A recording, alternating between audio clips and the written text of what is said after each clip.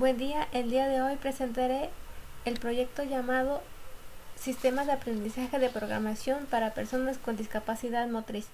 Me presento, mi nombre es Gaspareno Clatel Palmadelia, autora principal del proyecto, y también presento a la doctora Guillermina Sánchez Román, que estuvo colaborando conmigo como asesora del mismo proyecto. Contenido. Empezaremos hablando por la problemática, el objetivo que tiene el proyecto. También hablaremos de los temas de la gamificación, accesibilidad y discapacidad motriz. Finalmente mostraremos el sistema que se desarrolló y los resultados obtenidos. Problemática. Los alumnos al iniciar sus estudios de programación presentan dificultades al tratar de comprender conceptos de la programación, al tratar de entender la lógica de programación, y todo esto hay que añadirle a que luego se les pone a prueba tratando de dar solución a problemas empleando un lenguaje de programación, por lo que se han desarrollado por varios autores sistemas en el cual su objetivo es facilitar el aprendizaje. Pero ¿realmente estos sistemas son accesibles para estudiantes con alguna discapacidad motriz? Pues bueno, en realidad no. Hay unos casos como el de Corsi, en donde él puso a prueba 3 métodos de aprendizaje: el desarrollo de juegos serios, el uso de juegos serios y la gamificación en el área, en el aula, en donde el uso de juegos serios tuvo mayores resultados positivos a comparación de estas otras dos herramientas. También Tavares desarrolló un juego llamado Coquito Dobleo, en donde tiene como objetivo que los alumnos entiendan conceptos de la programación orientada a objetos. Pero estos autores no hablan acerca de la discapacidad motriz, ni que sus sistemas sean accesibles.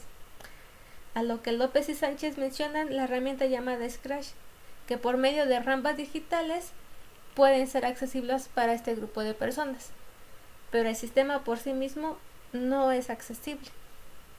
Por lo tanto, nosotros tenemos como objetivo crear un sistema web para el aprendizaje de conceptos de programación iniciales, como lo son la clase, atributo y método. Todo esto haciendo uso de la gamificación como medio motivador con el fin de enganchar al alumno durante su aprendizaje. Además, dicho recurso será accesible para usuarios con discapacidad motriz, con el fin de brindar una herramienta de aprendizaje usable para este grupo de personas. La gamificación. La gamificación se refiere al uso de mecanismos de juego para motivar y captar la atención del jugador. La gamificación se basa en los juegos, y los juegos están compuestos por elementos, entre los cuales son las reglas, retroalimentación, niveles, recompensas y puntos, historia, objetivo, problemas a resolver, entre otros. Algunos ejemplos son como el juego de ajedrez, en donde tiene como regla que solamente las piezas se pueden mover en ciertas direcciones, o el fútbol, en donde tienen el objetivo de meter gol en las porterías, y el equipo que tenga más puntos gana. Aquí podemos ver cómo en estos dos ejemplos simples se han aplicado varios elementos de juego. Los juegos que hacen uso de la gamificación de la tecnología se les conoce como juegos digitales, y estos a su vez se dividen en dos tipos: los de entretenimiento, que obviamente su nombre los dice, es entretener o divertir al jugador, como son los juegos de Mario Bros y de otras plataformas de consola, y los juegos serios, con el cual su objetivo es la formación y práctica de habilidades, a lo que nos lleva a que existen elementos que aseguran la efectividad de los juegos serios, que son la historia,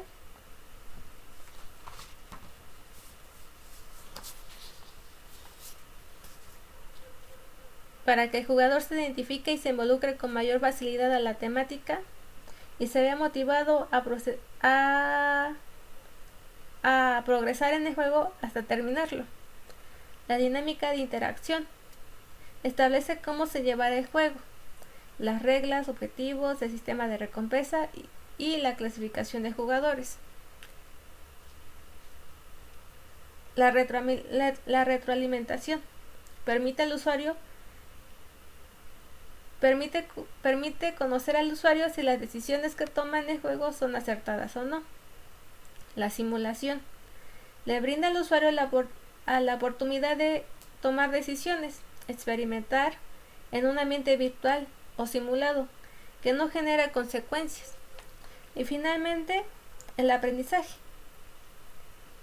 o bien la práctica de habilidades.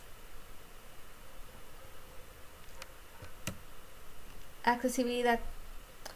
La accesibilidad se refiere a aspectos discriminatorios relacionados en la experiencia de personas con discapacidades.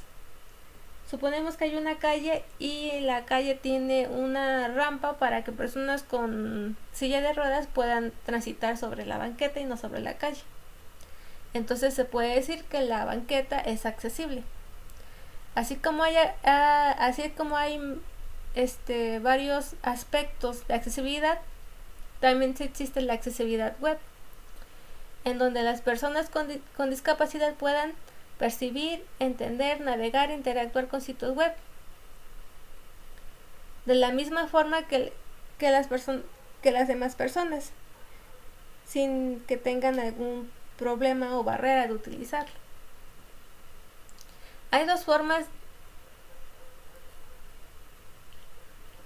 de hacer que un sistema web sea accesible.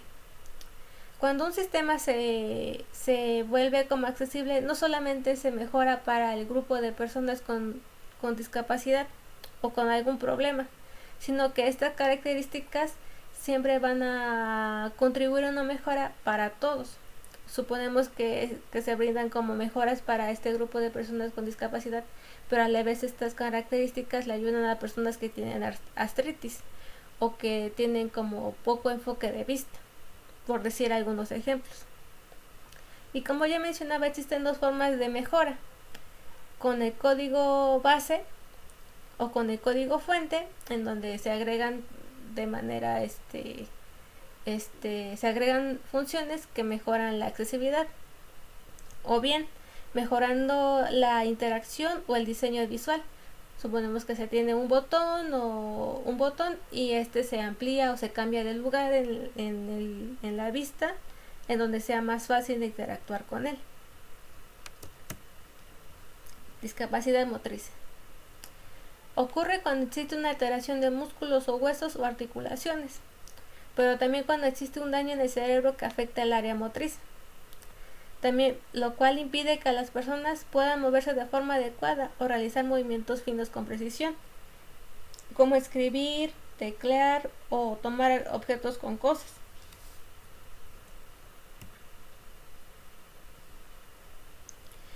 Métodos de acceso enfocado en personas con discapacidad motriz. Como ya vimos, las personas con discapacidad motriz tienen poco movimiento en las manos, y lo cual se les dificulta hacer movimientos finos con precisión. Por lo tanto, ellos adoptan la navegación por teclado, utilizando las flechas que se encuentran o bien el teclado numérico. Estilos de enfoque. Estos nos ayudan a que las personas puedan ver con qué elementos están interactuando. También existen los gestos basados en punteros, en el cual podrían usarse áreas grandes de interacción, o bien la cancelación por puntero. Esto se refiere que si queremos cerrar una ventana flotante o modal, pues no necesitamos de dar clic en la X o en el botón de cerrar, sino más bien se pueda quitar o eliminar dando clic fuera del área que se está mostrando. Y finalmente voz a texto. De acuerdo con Mozilla, cada vez se está utilizando mayor este recurso, pues lo que nos dice es que no necesitamos hacer uso de las manos, más bien con nuestra voz indicando ciertos comandos o ciertas como frases se pueden realizar ciertas acciones y ya no tenemos uso del teclado, por así decir. Diseño de la aplicación. En la aplicación se implementaron varias características, entre las cuales son una barra con opciones de menú amplio, a la vez elementos con el cual el usuario interactúa también son de tamaño considerable. Se agregó un reconocedor de voz con el cual el usuario va a ir a poder dar a ciertos comandos y se van a poder realizar ciertas acciones. También en el menú se agregó una opción de configuración para que el usuario pueda cambiar el tamaño de los componentes. Sistema propuesto. Como podemos ver, en la parte superior se encuentra el reconocedor de voz, en donde podrá activarlo o desactivarlo según sea su gusto. Y ya se tienen como comandos programados en el cual les ayuda a navegar a través del sistema en las dos secciones disponibles: juego o configuración. También la podemos ver como en la barra lateral se encuentran como las opciones y son de un tamaño considerable, es diferente a lo que usualmente se ven. Y podemos ver también cómo los juegos se eligieron tarjetas para que con el fin de tener elementos como más grandes, en donde no se tenía que hacer como movimientos finos para interactuar con los juegos. Aquí podemos ver cómo en la parte de configuración tenemos una sección de llamado tamaños, en donde el usuario cambia el tamaño de los elementos a los 3 disponibles: pequeño, mediano, grande. Cuando el usuario va cambiando entre los tamaños, podemos ver cómo quedarían. Estos tamaños también se van reflejados dentro de los juegos para que pueden ser contestados. También en los juegos para contestarlos también se agregaron comandos por voz, en donde estos pueden ser contestados sin tener que dar clic en los botones, simplemente indicando qué opción eligen y se va a seleccionar en automático. También a calificar los juegos. Enfoque en las cajas de entrada de texto. Como podemos ver, cuando los modales se abren o la ventana flotante se abre, se bordea de un color azul claro, indicando que ahí es donde se está interactuando en ese instante. Y también para cerrar la ventana flotante, podemos ver cómo se elimina dando clic en el área sombreada. No se necesita dar clic en la X o en el botón de cerrar.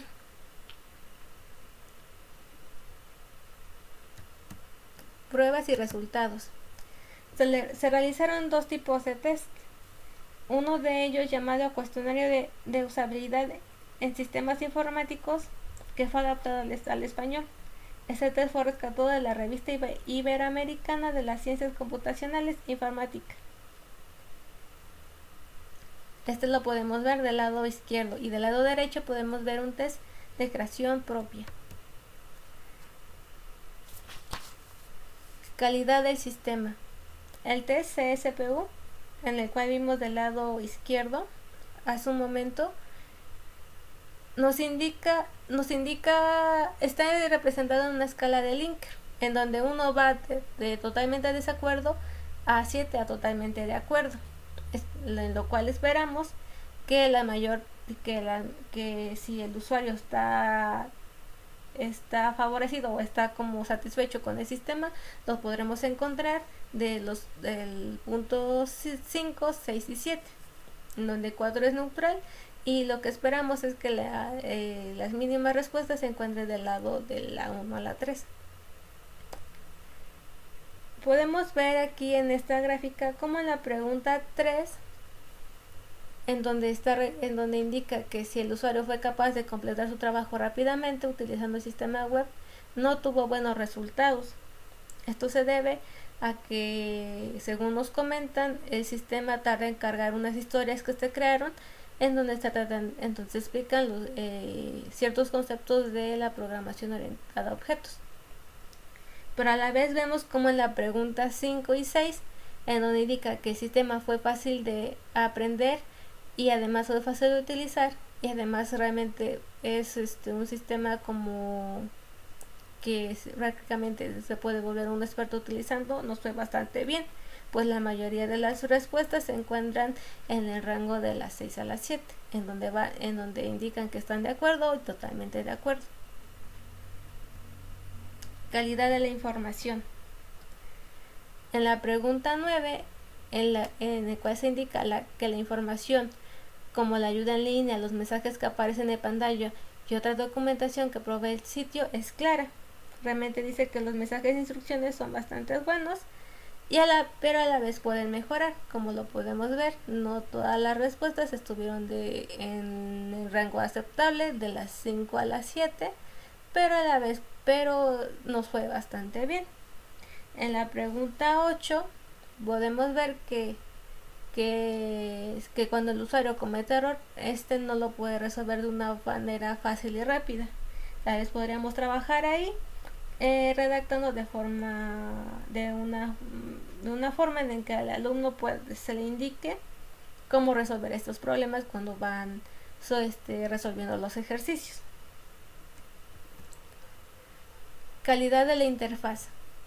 Esta gráfica tiene una característica especial. Como podemos ver, todas las preguntas o están en la escala 4 neutral, o entre las 5, 6 y 7, lo cual es lo que esperamos, lo cual nos indica que la interfaz realmente tiene una vista, es placentera a la vista, les gustó, los participantes les gustó utilizar el sitio, tenía todas las herramientas que se esperaba, pero en general están satisfechos con el sistema web, lo cual son buenas noticias para nosotros, que nos enfocamos en la parte visual, en la interfaz del usuario.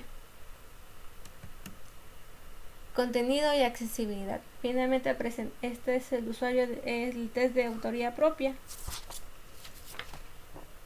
en lo cual nos indica que en la pregunta 20 y 21, en donde dice que si los conceptos de atributo y objeto fueron entendidos, los usuarios nos indican que sí fue.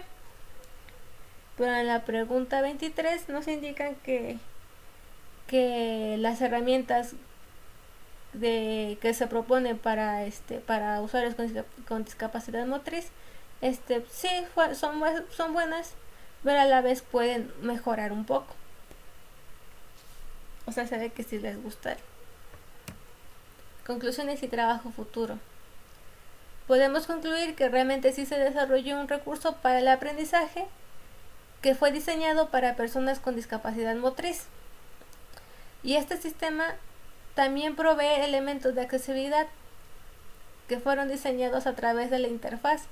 Y además, este sistema puede ser navegable a través por comandos por voz, lo cual nos los recalcaron mucho, que es bastante nuevo y bueno.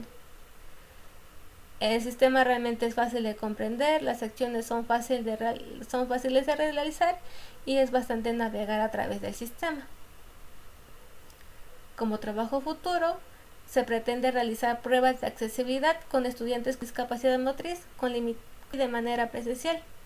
Es importante mencionar que el test fue de forma remota debido a la pandemia que estuvo en el tiempo en el que se aplicó las pruebas, y también el sistema estuvo en un servidor casero con pocos recursos.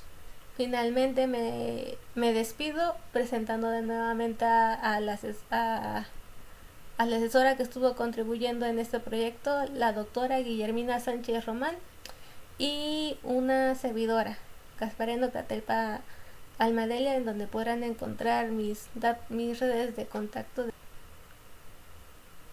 Gracias.